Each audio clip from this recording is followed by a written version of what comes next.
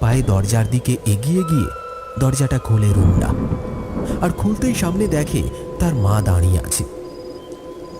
অন্ধকারে পুরোটা স্পষ্ট না, তবে বাইরে থেকে ভেসে আসা বিদ্যুতের ঝলকে অস্পষ্ট হলেও সে বুঝতে পারে তার মাই তার সামনে দাঁড়িয়ে আছে। আনন্দে সে বলে ওঠে, মা তুমি এত রাতে? হ্যাঁ রে রুমনা, আমি তোদেরকে একা রেখে আমি কি আর থাকতে পারি? তাই তো ছুটে এলাম তোদের কাছে। মাকে কাছে পেয়ে সে জলদি জড়িয়ে ধরে। অবুঝ বাচ্চার মন দীর্ঘক্ষণ পর মায়ের কোল পেলে কি আর ছেড়ে থাকতে পারে? এই বোন, দেখ দেখ। এই ছাড়, দেখছিস না আমি তো ভিজে গেছি। বোনকে ডাকতে যাবে মা এসেছে বলার জন্য, কিন্তু জড়িয়ে ধরা মাত্রই তৎক্ষণাৎ কমলা তাকে দ্রুত ছাড়িয়ে দেয়। রুমনা চমকে ওঠে একটু। জলে ভিজে সপ সপ করছে তার মায়ের সমগ্র পরিধান। রুমনা বলল, ভুল হয়ে গেছে মা। না না না, আসলে থাক, হয়েছে, নাও। সব বুঝি আমি রুমনা। এই বাদলায় ঠান্ডা লাগলে বিপদ হবে তোরে মা। কবে বুঝবি বল দেখি? চ ভেতরে চ। মায়ের কণ্ঠে আবার সেই স্নেহময়ী মমতা ফুটে ওঠে। সত্যি তো, এমন ঝড় বাদলে মাকে বাইরে দাঁড়িয়ে রাখাটা উচিত হয়নি তার। দোরটা বন্ধ করে ভেতরে ঢোক দেখি, জল বাড়ছে তো। হ্যাঁ মা, চলো।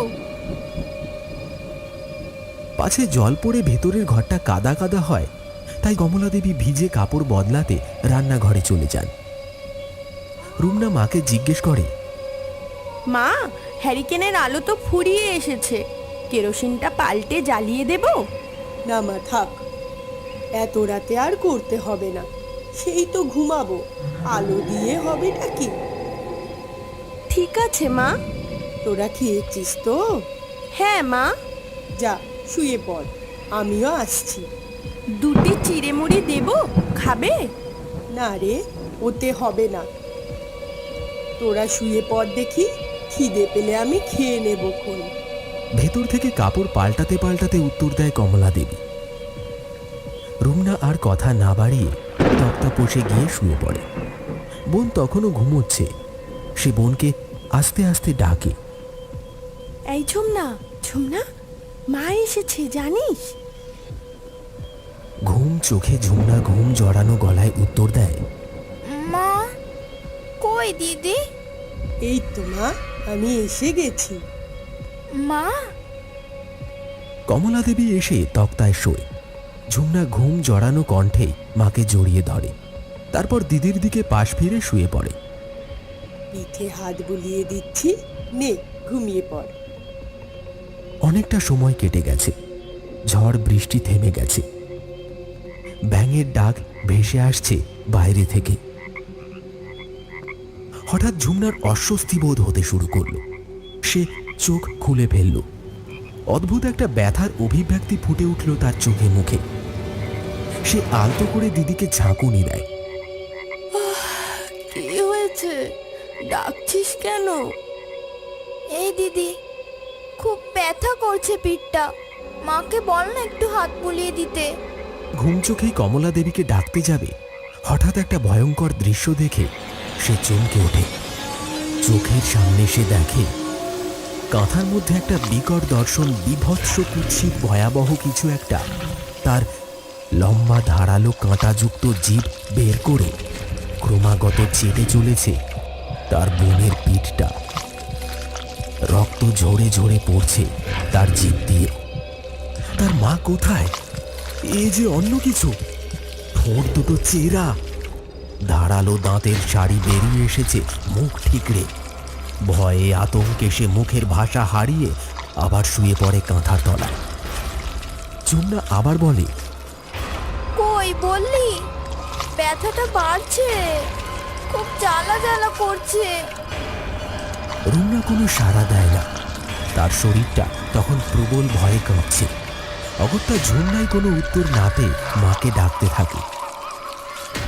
মা, ও মা, পিঠটা বড্ড জ্বলছে, হাত বুলিয়ে দাও না।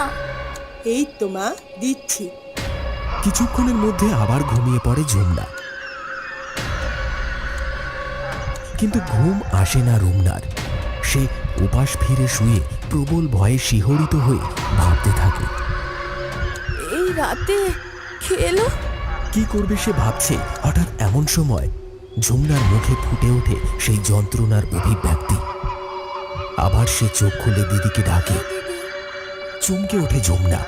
জিজ্ঞেস করতে যাবে তখনই ফিসফিস করে কানের কাছে এসে বলে, আমাদের মা আসেনি আজ, ওই পাশের তাল গাছ থেকে একা নড়ে এসেছে, এক্ষুনি পালাতে হবে আমাদের।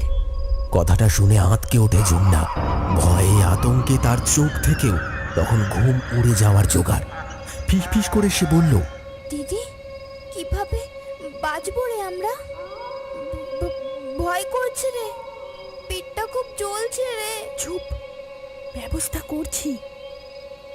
মা, ও মা, হিসু পেয়েছে খুব জোরে, যাবো? যা, তাড়াতাড়ি আসবি। কিন্তু মা, ভয় করছে যে, বোনকে নিয়ে যাই। বেশ, যা। কিন্তু বাইরে আবার জল ঝড় হবে, আর ওদিকের তাল গাছটাও ভালো নয়। একা নড়ে থাকে, রাতে বিপদ হবে, তাড়াতাড়ি চলে আসবি। অবিকল কমলার গলায় উত্তর ভেসে আসে।